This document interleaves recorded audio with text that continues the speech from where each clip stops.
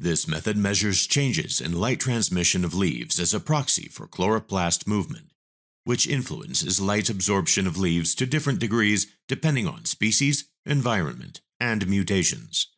This affordable home-built device makes it possible to quantify the dynamic changes in chloroplast movement in a straightforward and semi-automated fashion.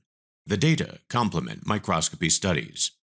It's important to closely follow the instructions and treat the instrument with care.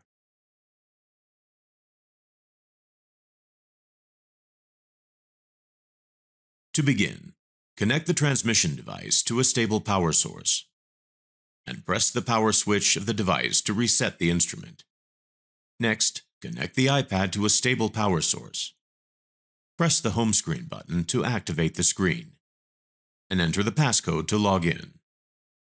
Press the settings icon followed by the display and brightness icon.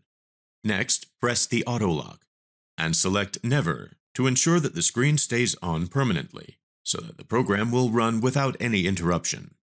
Then press the home screen button to return to the main screen. After closing all the applications, find and open the Leaf Sensor app, and enter the information in the green screen that shows text and white fields. Ensure that the word Connected is seen in the lower part of the screen, indicating that the app is communicating with the transmission device.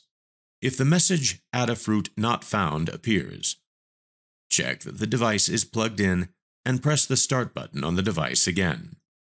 Fill in the first 4 fields on the app page to set up the conditions for a brief test run with open leaf clips without any leaves.